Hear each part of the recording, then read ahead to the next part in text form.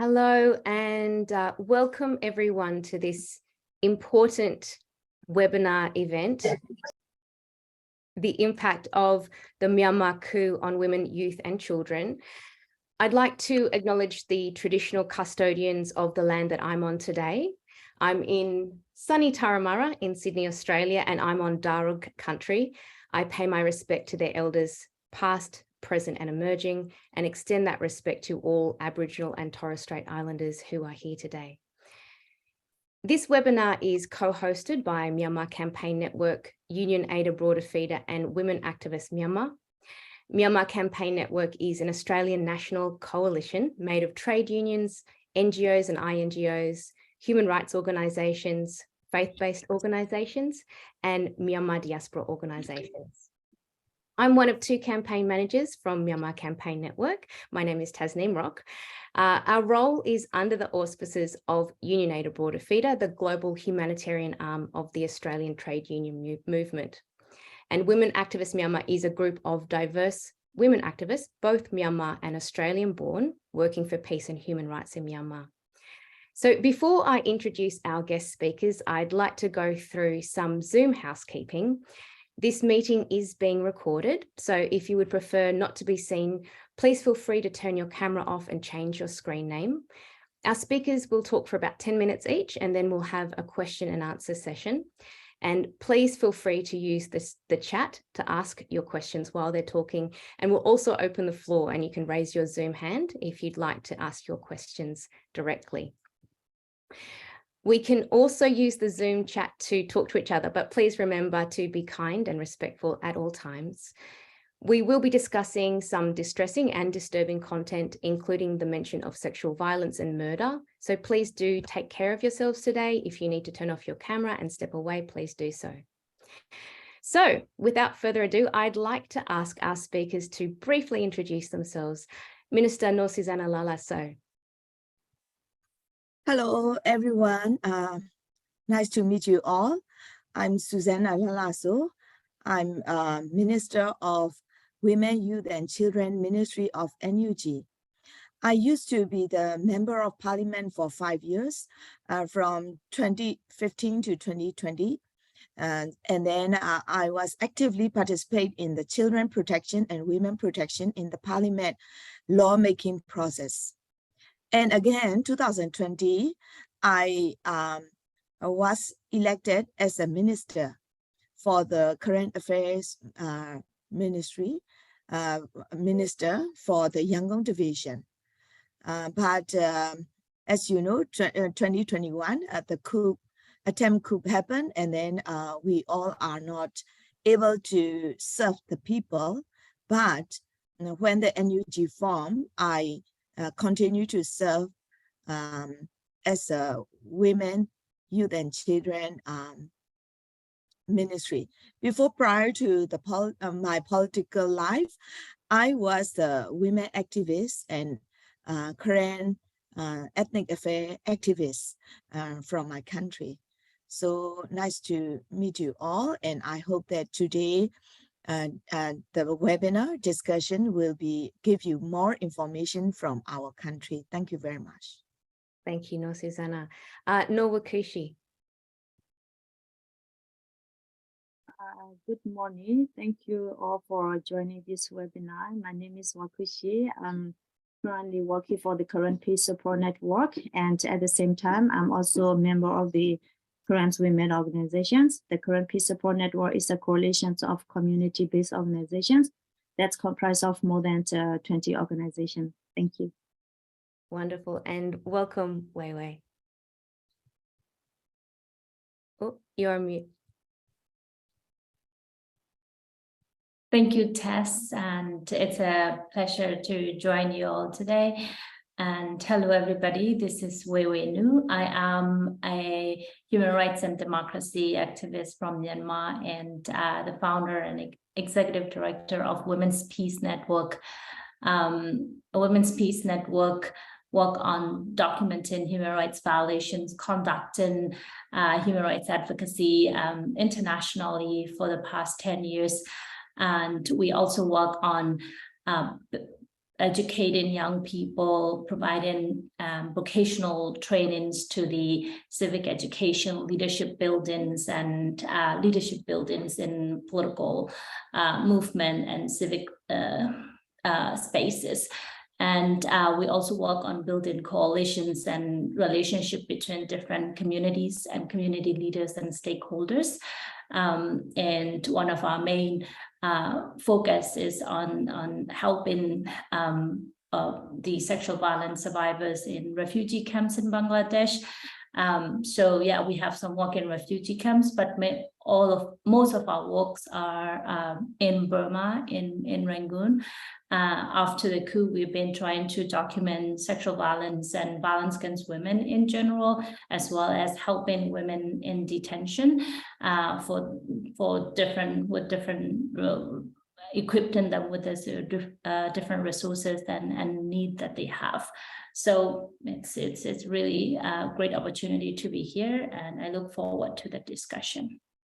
Wonderful, thank you, Wai Wai. So as we know, the Myanmar coup has been particularly devastating on women, youth and children. I'd now like to welcome Susanna to tell us more about what's happening in Myanmar and how the Ministry of Women, Youths and Children's Affairs has responded, the challenges that the ministry faces, and what calls to action you have for the international community.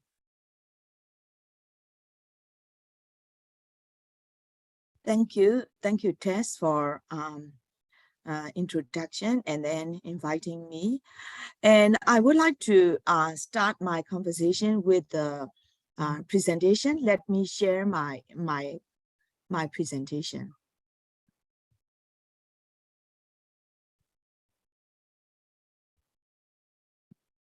Can you see? Yes. Okay.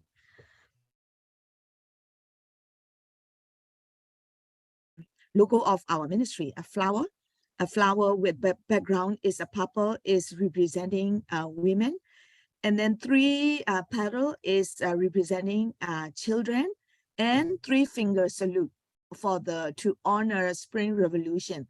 The green is very fresh, and they are representing the youth. So this is our logo. Okay, let me quick review on the impact of the coup.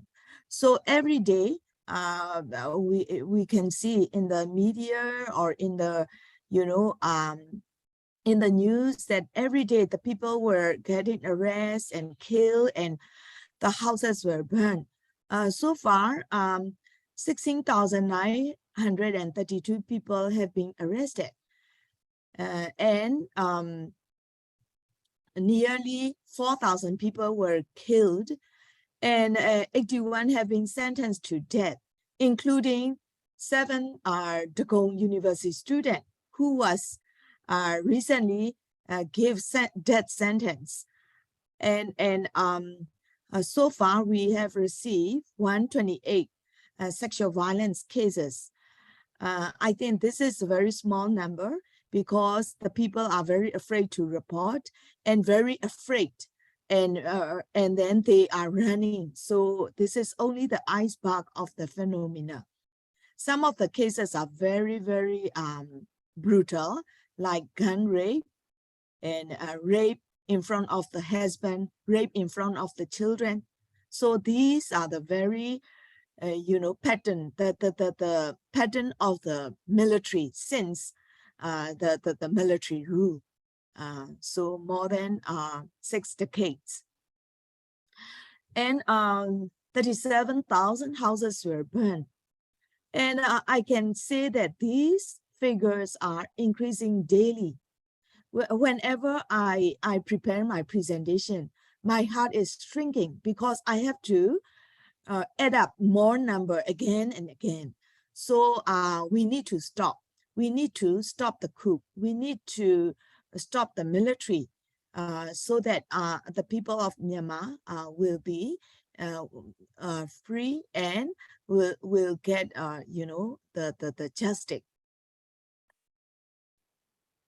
This is a hospital impacted by the airstrike. Last year I visited that hospital, but today there is no no hospital at all at that area.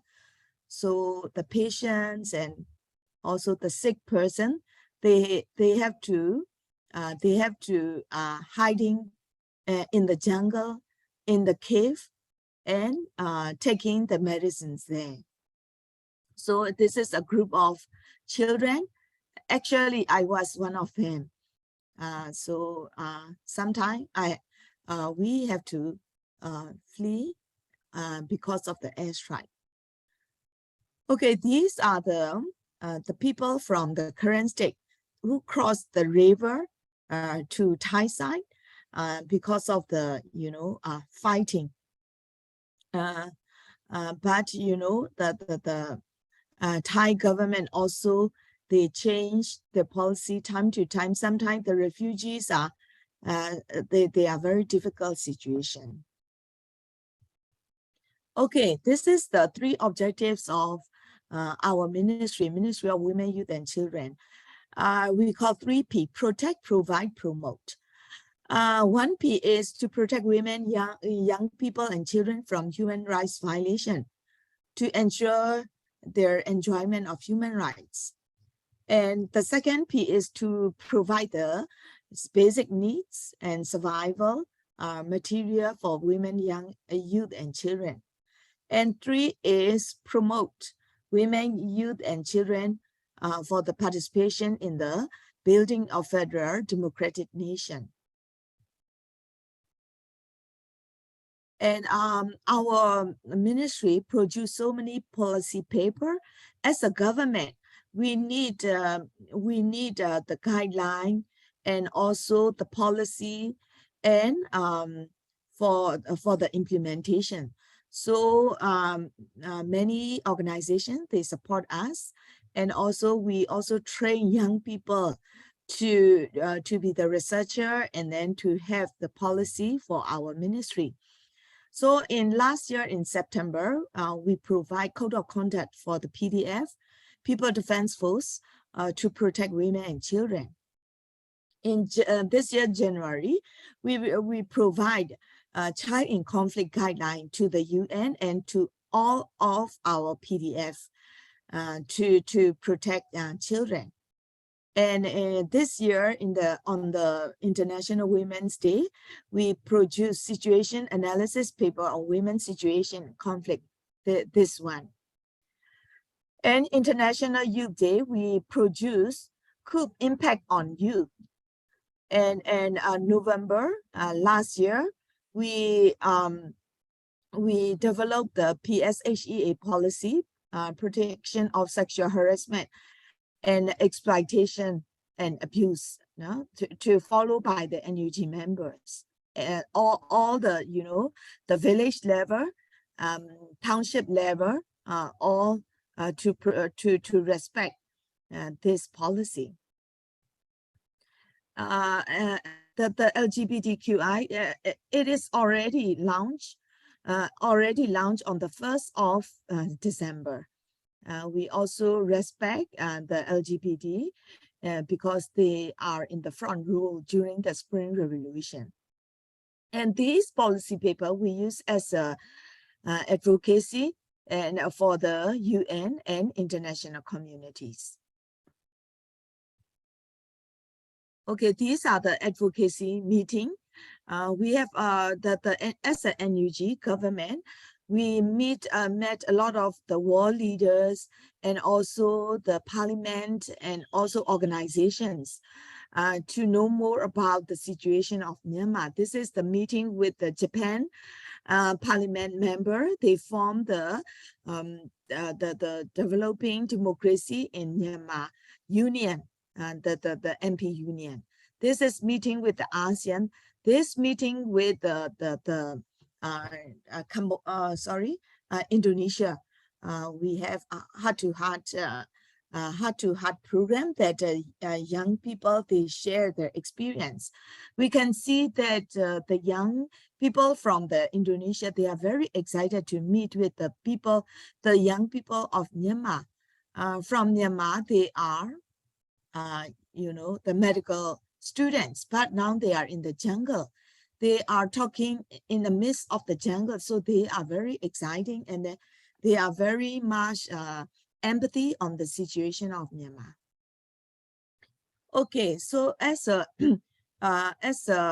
our department, we mainly focus is women and youth and children.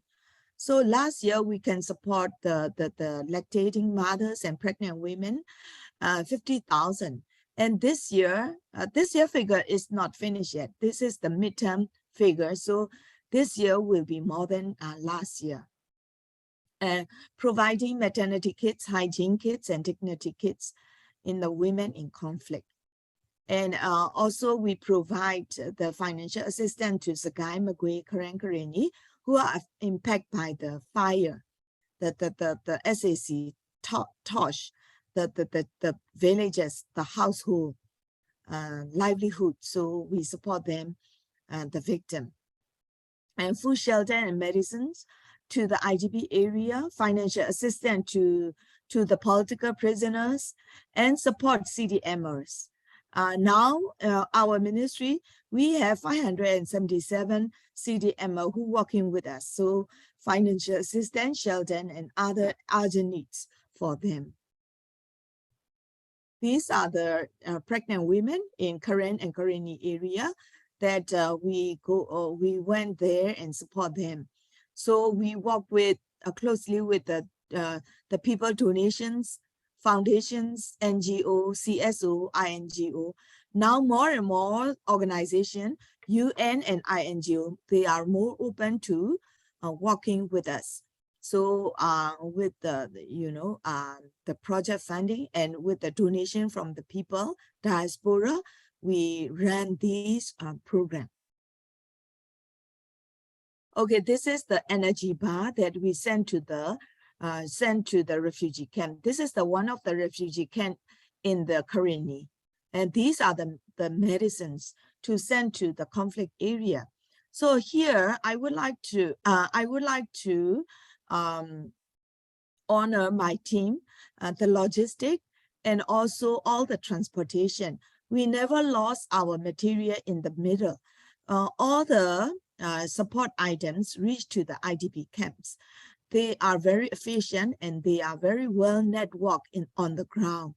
The CDMer, Women Network, and logistic team, they are doing their job very well.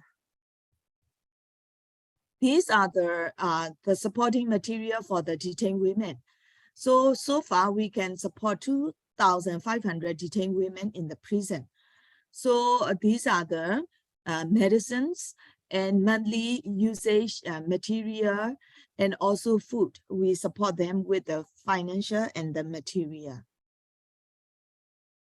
Okay, these are the COVID-19 vaccine program. We have a cross-border program that the Thai government helped us a lot to bring our medicines to Karen State, Karenni, and Shan State. So we have so many CDM doctors who help this program. This is, we celebrate the International Youth Day. So I would like to say more and more NUG have the control area. We can have the on-ground activities more and more.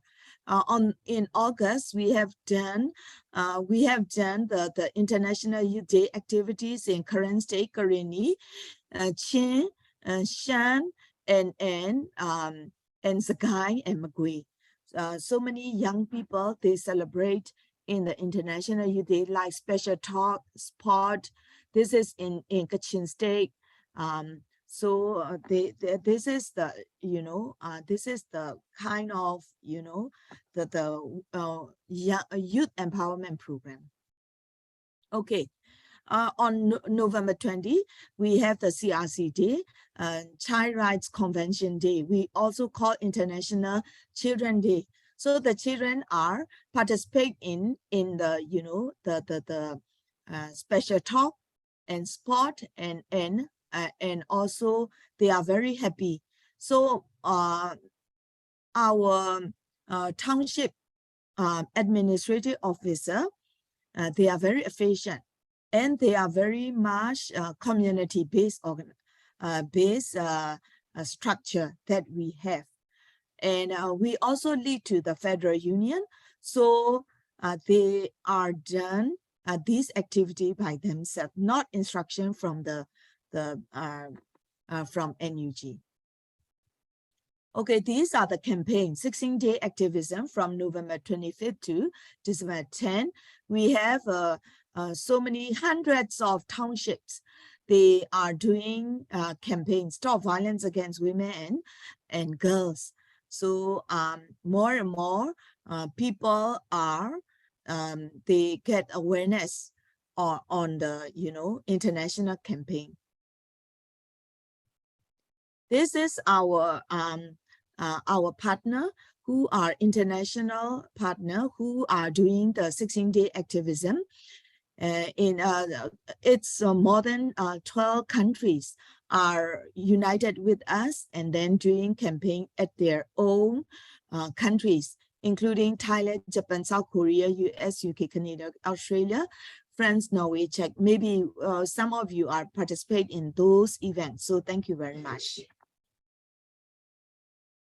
Okay, this is the NUG ethnic control area. You can see more than, 75% are controlled by NUG ethnic control area. So we can say that there is no ground fighting. They use only the airstrike. They use only airstrike to attack the people because they could not come by the ground. And they bring the fuel with the helicopter, and then they burn the houses. So this one also very bad. This one is very bad. So more and more NUG, ethnic control, and the SAC is more doing the atrocity to the people. Okay, so we have many strengths here, winning strategy. We got the people support. So the people are very supportive, according to the survey and according to the news, the people are very strong. Until 2 years, they are not never, we could not see they are disappointing, or they are more stronger and stronger. Like the people in Zakai, their houses are burned, but they have their demonstration every day on the road. They have the demonstration, and we got the CSO support. I can say that 80% of the CSO, they are working with us. 20% are in country because they could not communicate or they could not do, but they support us. So we got 100% of CSO support to NUG, and we have the CDM. I really are proud of our CDM because they are very dedicated, and until 2 years they never think that they are going back to the former status quo. They would like to change. And last slide, I can say that these the children days activity and 16 days activity, they are led by the CDM. They are government staff, and then they initiate these activities. So former government staff, they are very lazy and they are not productive, but the CDM are excellent. They are very dedicated to the people service. And we have Ucho Moto in UN. So this is one of our strengths. And ASEAN, not like the other time, they are supporting more to NUG and the people, and UN also. We are not very 100% satisfied, but at least, they are with us. Okay, here I would like to go to the last slide, challenge and opportunity. And the opportunity, we have more ethnic area because now I base in ethnic area. We have fighting every day, but we have more control area day by day. And we can now we can see the civilian lead inclusive political solution. And now we can see the people-led effective democratic governance in federal system. And if we win this Spring Revolution, we can end 70 years of civil war and hate speech and discrimination and join culture differences. You may know that the SAC is using the religions and also hate speech to divide the people. We don't want our country full with hate. Yeah, we want harmony. We would like to enjoy differences and more engaged for the inclusive political participation like ERO, Ethnic Revolution Organization, NUCC, CRPH, and UG. And as I told you, I confidence on the NUG. We have full functioning government. We are separately operate, but we thank to the technology that give us more space to work together. Institution with the staff, CDM, volunteers, and CSO. And we also have the challenges. More and more killing, torture, burning, and arbitrary arrested by military regime.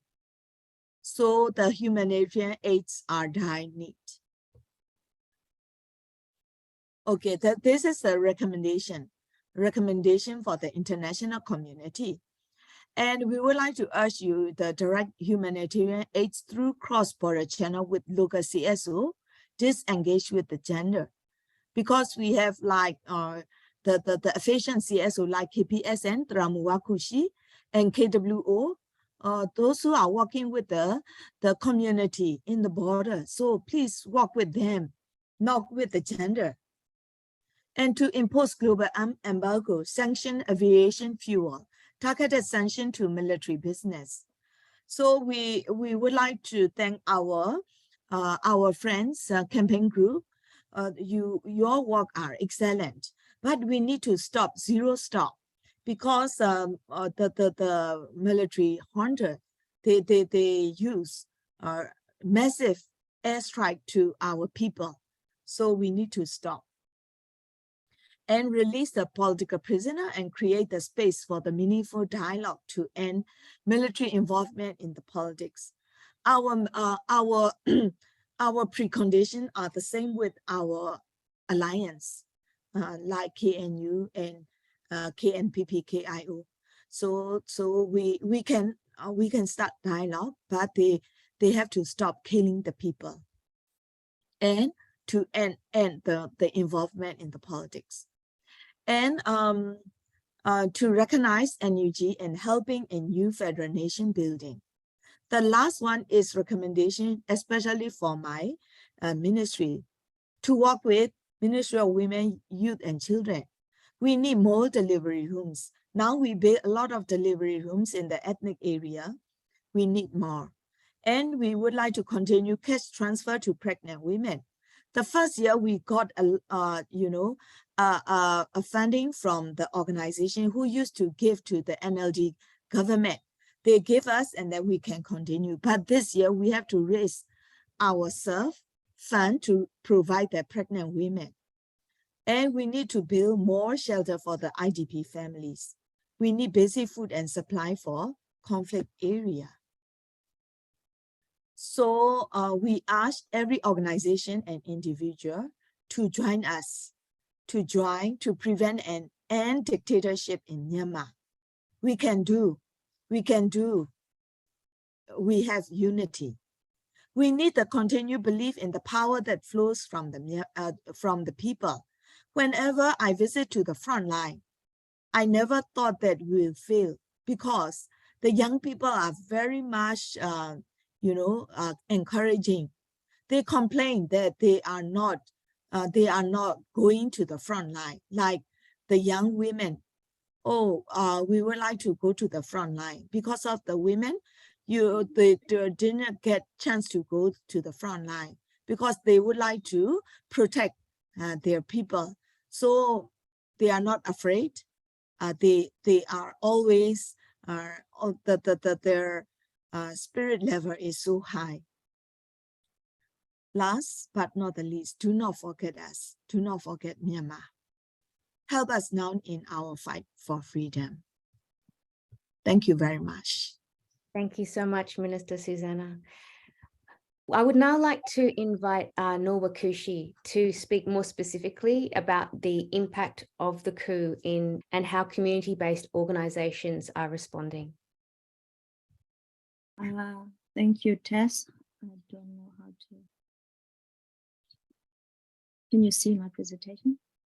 Yes, perfect. Good morning. This morning, I'm going to talk about the escalation conflict, displacement, and cross-border humanitarian response. So before I go to the humanitarian response, I would like to talk a little bit about the background. And as you may know or may not know, there are two struggles going on in Burma, the struggle for democracy and the struggle for ethnic rights, equality, and self-determination. For example, the establishment of federal democracy in Burma. And after the coup, we could see that these two struggles merged together and agree on the establishment of federal democracy in Burma. So which is that this is a good sign for us and for the future. And before the coup, we were busy responding to the humanitarian needs of our own people, especially in current states, our own internally displaced people. But after the coup, we start receiving, due to the military crackdown on the peaceful demonstrations and the brutally murdered people on the road, streets, and then people start fleeing into our areas, especially into different ethnic areas. And here are the people that fled to our area, like Member of Parliament, deserted police, deserted Tamador soldiers, civil servants, CBO, community activists, journalists, lawyers, health workers, teachers, students, and other CDMers. And this is only the record from the beginning. So when they first arrived, we were not ready or prepared to receive this much of people in our areas.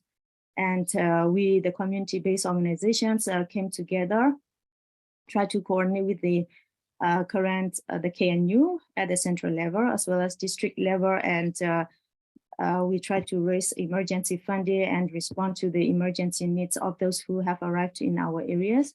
And we could only support the emergency needs from the beginning, like shelters, foods, clothes, internet, or like solar panels, so that they get to access to the electricity, they can access to the internet, then they can start to reconnect with their network, their people, then start forming their movement. And now we could see that they have formed their own they formed the movement and also connect with each other. And we could see the CRPH, NUG, the media start running, so which is good for us to see. And now it's time for us to focus more on our own situations in current states. And after the coup, this is the pictures of the airstrikes. This is the community clinic already shown by Susanna, and these are the picture of the airstrikes. And to March, April 2021, the Burma Army launched airstrikes in current states. This is first time in 25 years, and people start flee to Thai side, but were pushed back within 28 hours. And they be pushed back many times, back and forth. So they ended up hiding in the jungle. And this is on March, and indiscriminate heavy artillery shelling. We could see now that the Burma Army is using heavy airstrikes against us, and also heavy long-range artillery shellings. And we received, the pictures of wounded people. People got killed by the airstrikes, animals got killed, and also those who are farming cannot do farming anymore due to the airstrikes and heavy artillery shellings. And we even though there's heavy airstrikes every day or heavy artillery shelling, it doesn't show that SAC is getting stronger. They are getting weak, and they lost many of their posts, and they have to desert many of their posts.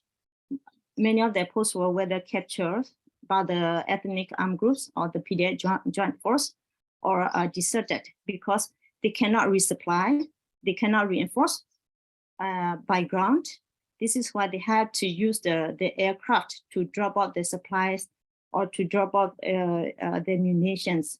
And most of the time they have been attacked, and most of the supplies are dropped into the ethnic armed base, so that it's clear that they cannot really reinforce or resupply by ground. And when I got to talk to the deserted Burma army at the front line, they told us that 90 or 99% of the Burma army at the front line wanted to desert if their security is guaranteed, because after the coup, they are not allowed to carry guns outside their base because their commander worried that they would run away with their guns to the ethnic armed groups.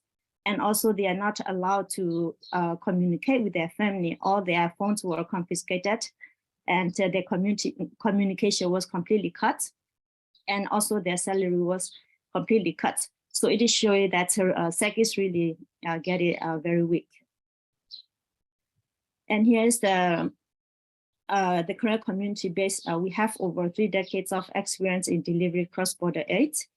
And let me talk a little bit about the history from 1992 to 2020. The border-based career organizations, we assisted over 1.7 million people in the Southeast Burma, and we distributed over 32 million in aid. This is mostly for rice.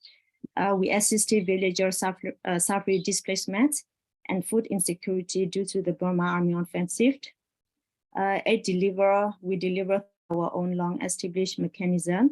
It is systematically developed to maximize effectiveness and accountability to our donors. And this aid has been delivered directly to the beneficiaries without any financial, military, or political benefit going to the Burma military government since this program has begun. And in our aid delivery, we have to coordinate with the local KNU administrative authorities, the career community-based organizations. We work closely with the KNU at the center, the district and village level, and our community-based organization networks. We have ground staff that are part of the communities and works with the local leaders. Our local relief committee, they are the one monitor IDP needs. They carry out and keep records of aid distributions, including the items, amount distributed, number of IDP received aid, the photos of distributions.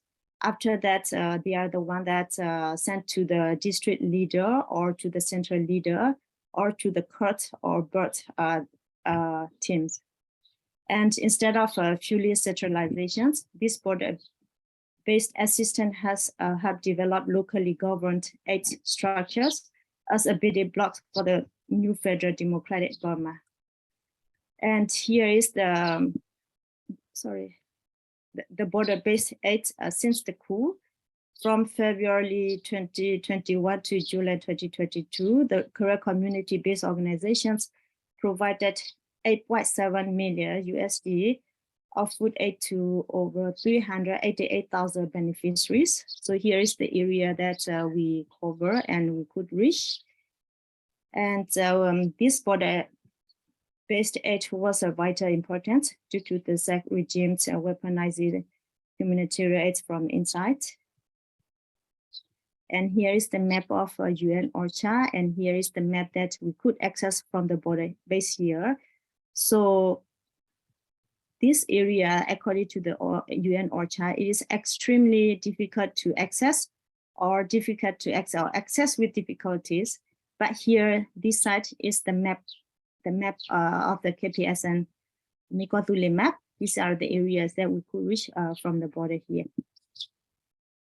And as I already mentioned that SAC is getting very weak.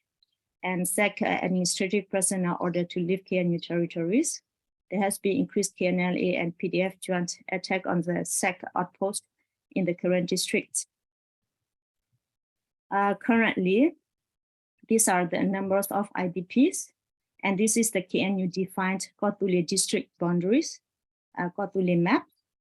After the coup, you can see the number of internally displaced people in each district. And of course, you could not see this in the memo map.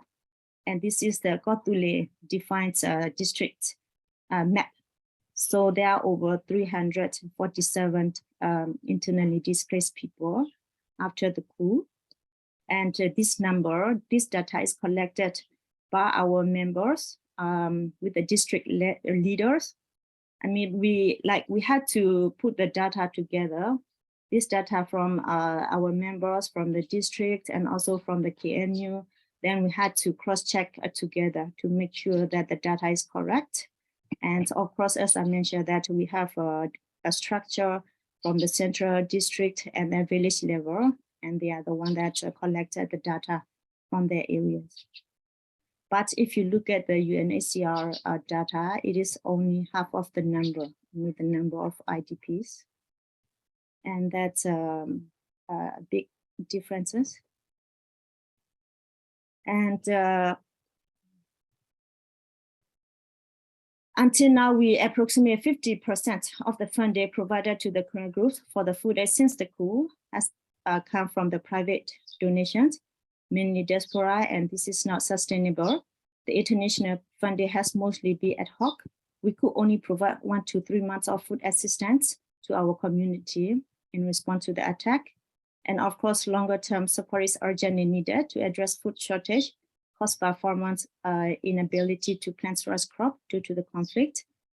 Based on the current estimate, the current community-based organizations are facing a food aid funding shortfall at least 70 million USD for the next 12 months alone.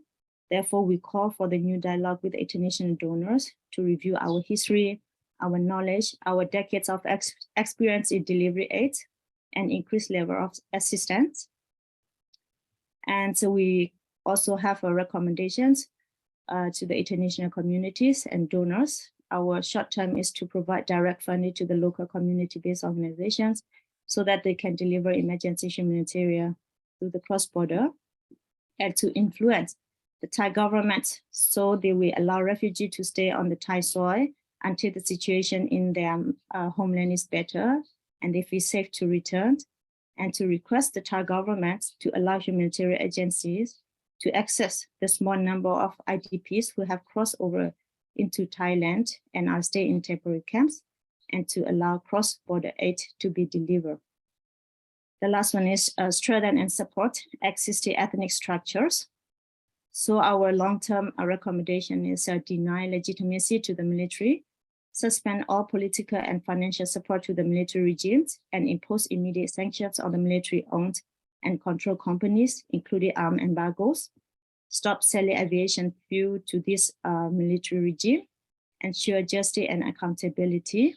And the last one is political and humanitarian support to the people of Burma. Thank you. Wonderful. Thank you, Naw Wa Ku See. I'd like to turn to you now, Wai Wai. You're a former political prisoner. You're an activist campaigning for the rights of all people of Myanmar, including the Rohingya. Can you tell us more about how the coup has affected young people, and also specifically, how has the coup affected the Rohingya? What is the current situation in Rakhine State? Thank you very much, Tess. It's once again, it's a privilege to be here to share my perspective and situations back in Burma with you all. Since the previous speakers, Minister Susanna and Naw Wa Ku See has shared great details about the situations at the borders and the responses. I would just, I guess, focus on highlighting a few areas and the priorities that I see. First of all, I think we have to acknowledge that since the military attempted coup in February 1st, 2021, the country has been in a state of chaos. And the military's violence and the attempted coup itself has had a devastating impact on the people of Myanmar, especially on women, youth, and children.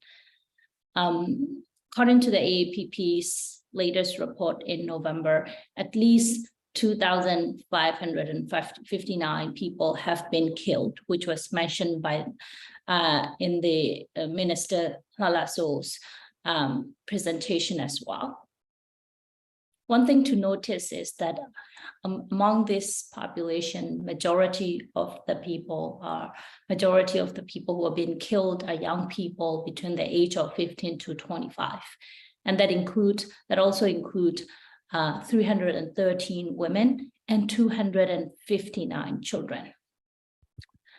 The junta has arrested nearly 17,000 people, including over 35,000 women. 3,500 women, 3,500 women, and over 1,400 children, according to the UN Human Rights Special Rapporteur.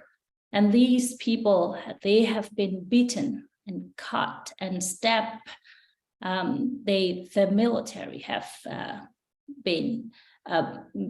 military had cut and stabbed children, burned them with cigarettes, forced them to hold stress positions, subjected them to mock execution, deprived them of food and water. The torture techniques have included pulling out of fingernails and teeth of children. The brutalities of the military in detentions has been unspeakable. And now junta has increasingly using death sentences against pro-democracy forces. Recent executions of 4 democracy activists and the recent death sentence of 7 university students shows that the junta's brutalities has no limit. As Minister Susanna was describing, junta has also used brutal forms of sexual violence and gender-based violence that include forcing young people to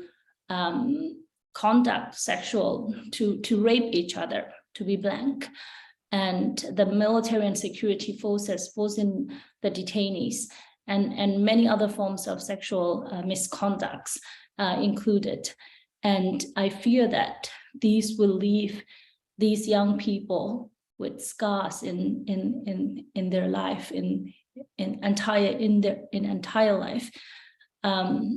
I can't imagine how they can continue with this trauma and experiences that they endured.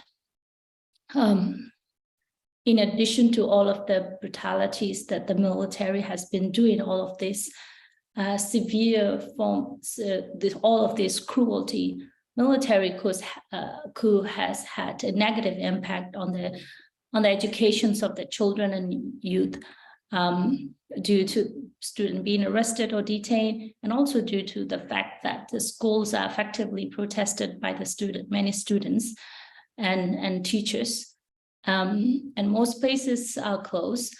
And junta is also targeting schools in the armed resistance controlled area, including ethnic arms area, children and young people the schools are being bombed and bombed recently by the fighter jets and so on. And I think that and there are many other things that you can actually there are a few good reports that you can actually find to read to find out more of the details impact on the nutrition's health and other aspects of their life. One of the key areas that I want to highlight here is that the safety and security of the young people. No young people in Burma, regardless of their involvement in the resistance movement or spring revolutions in general, whether they are doing nonviolence or they are in the PDF, or whether they're doing nothing, no young people in Burma are safe.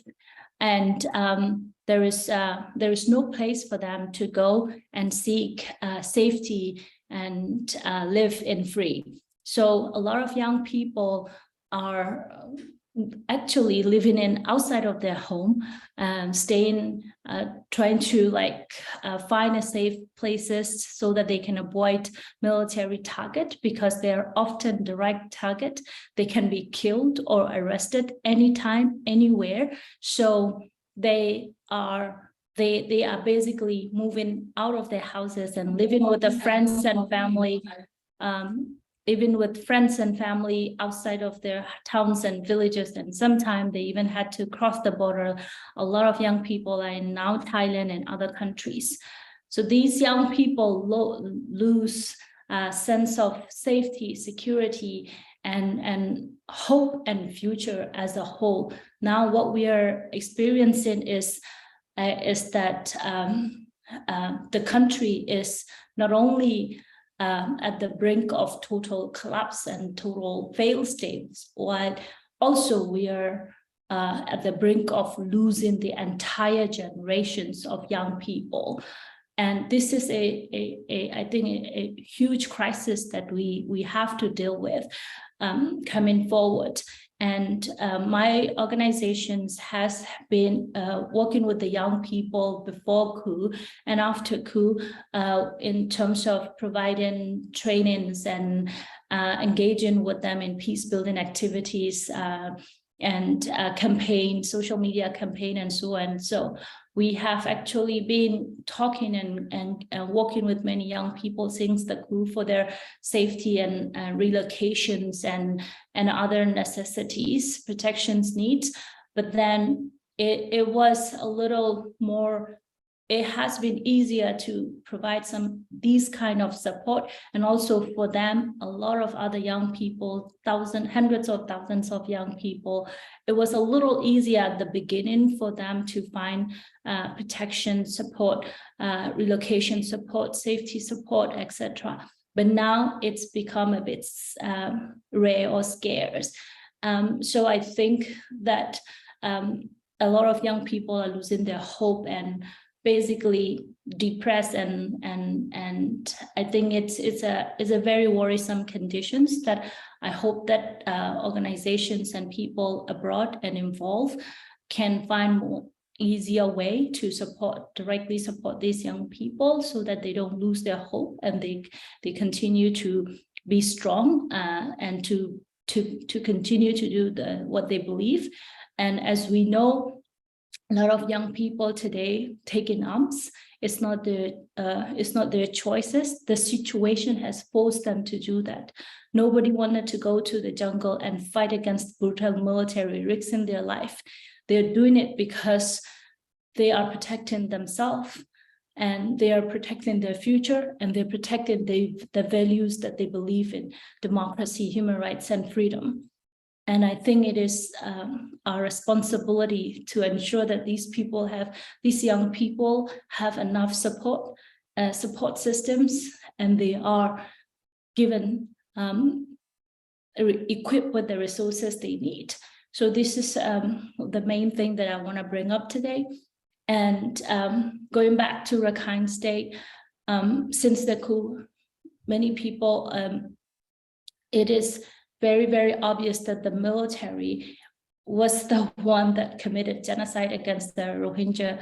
Now that they got the more opportunity to and the control over the country, over the Rakhine State where Rohingya are living in most places, so they have a lot more. They have a lot more. They have been actually introducing a lot more severe forms of discriminatory policies in Rakhine State, or reintroducing a lot of the genocidal policies, including restrictions on their movement, health, and livelihood in general, and conducting these very brutal and humiliating the family check-in processes, and so and the number of arrests, extortions, extrajudicial killings, and rape have increased since the coup. As a result, what we are seeing today is that every day people are choosing to leave Rakhine State by risking their life through Andaman Sea or by land.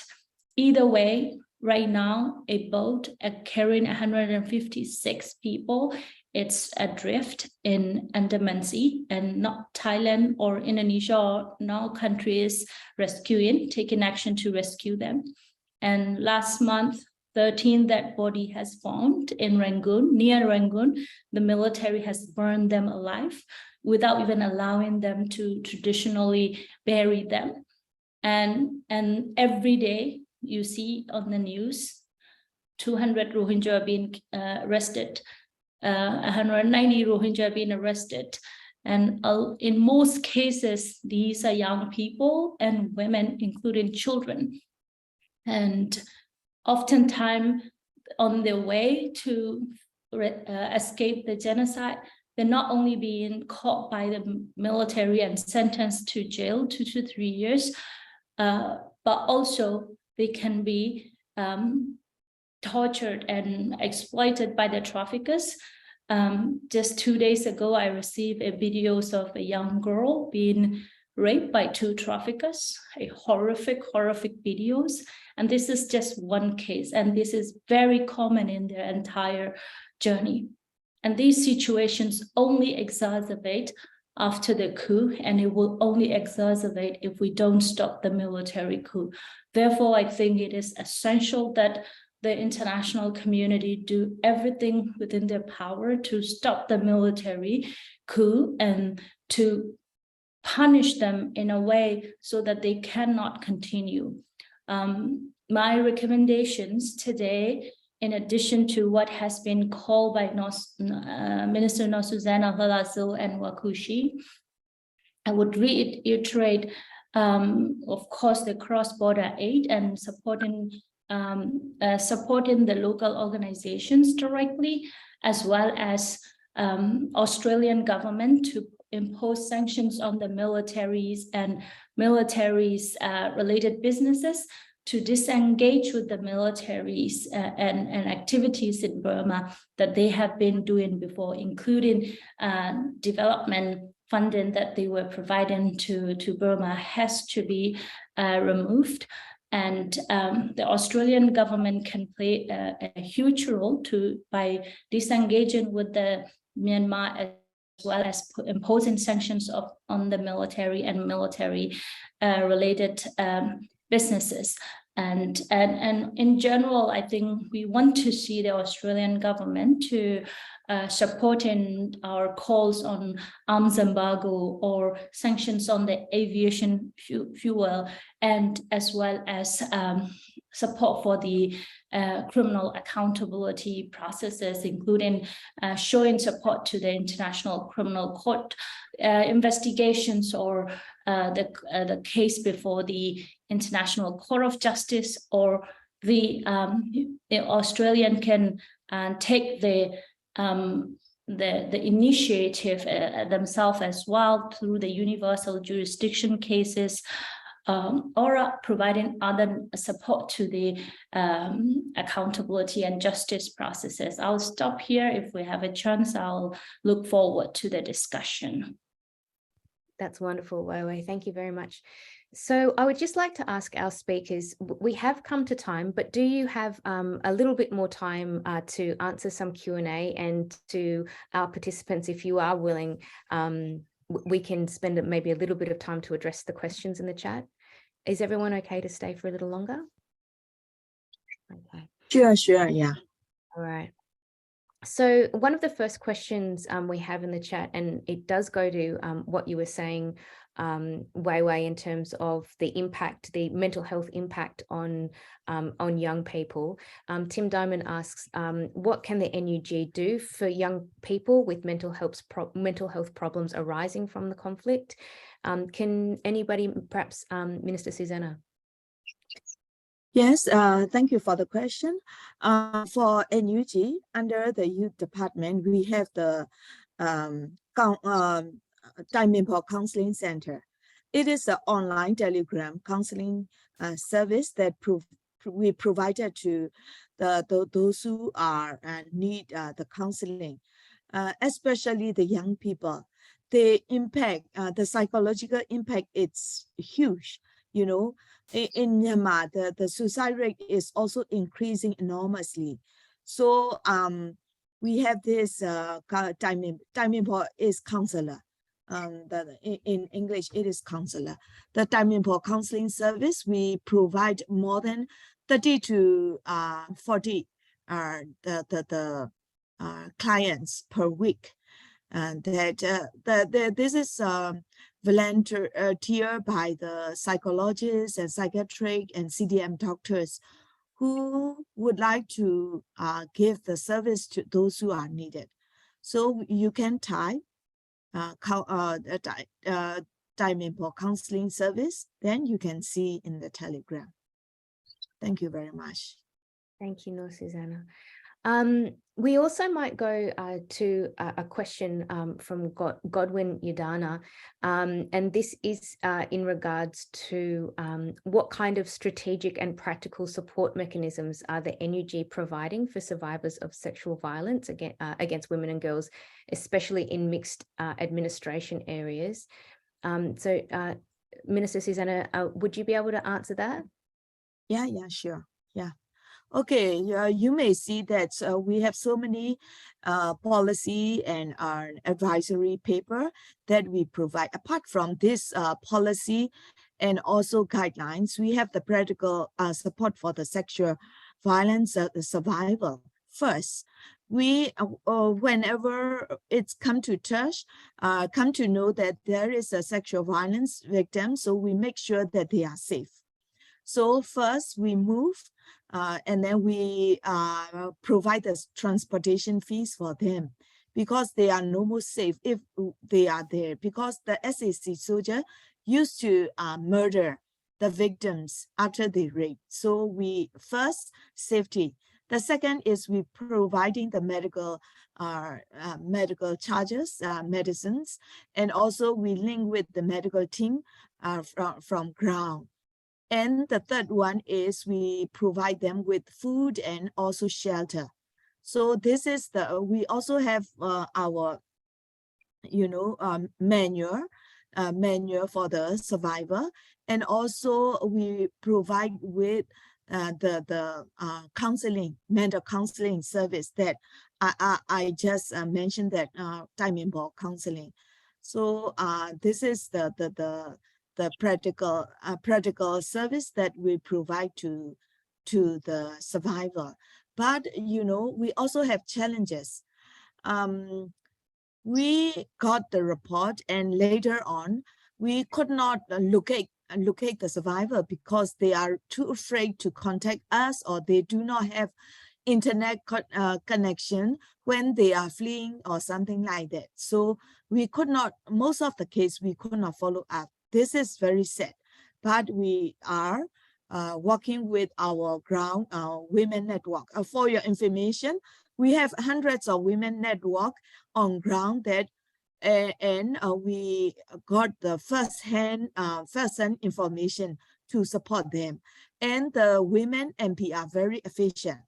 They are very passionate on those victims, and then they are very resourceful, and then we work closely with them. Thank you very much. Thank you, Minister Susanna. So I have a question here from Stephen Horn, and I'll address this one to both Naw Wa Ku See and Wai Wai. He asked, how many people have been displaced, and how easy is it to reach the centres for displaced people? Wai Wai, do you want to go first?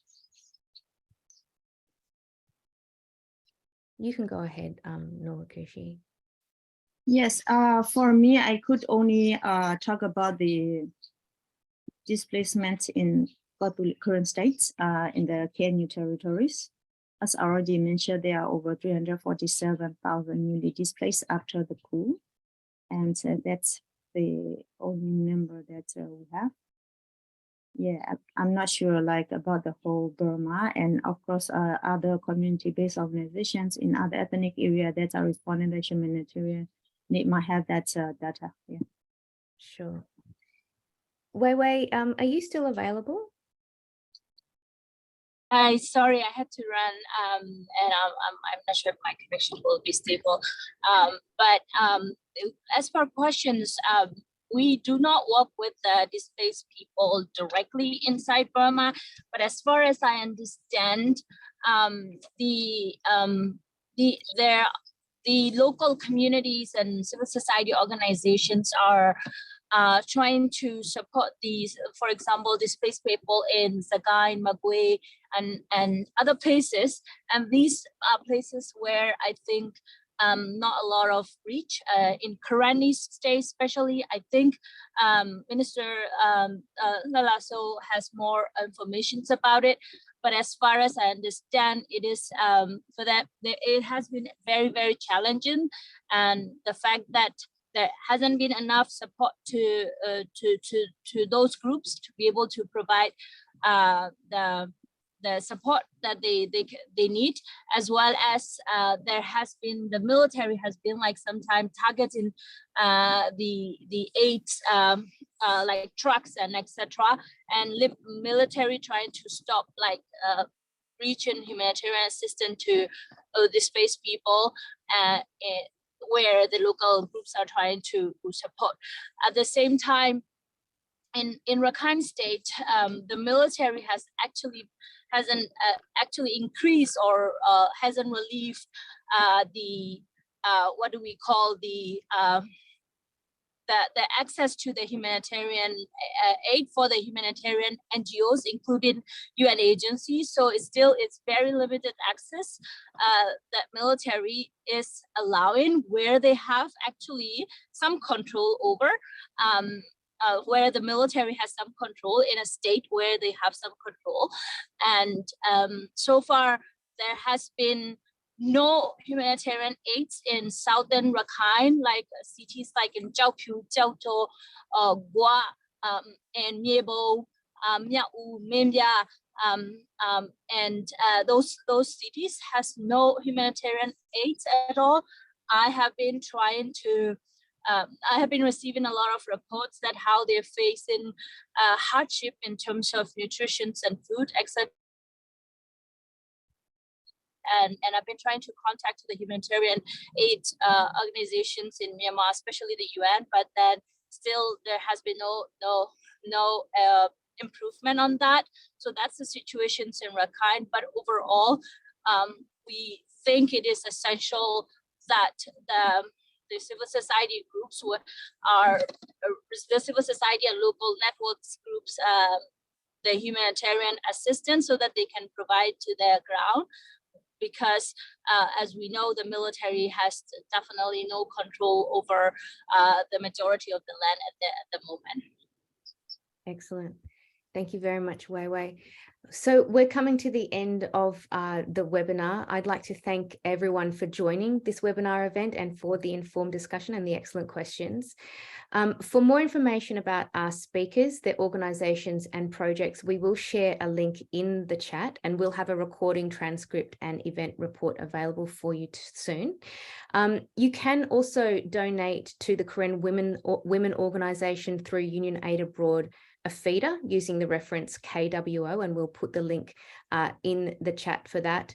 And you can also support projects that the Women's Peace Network is doing through their website, and we've also got a link to put in the chat.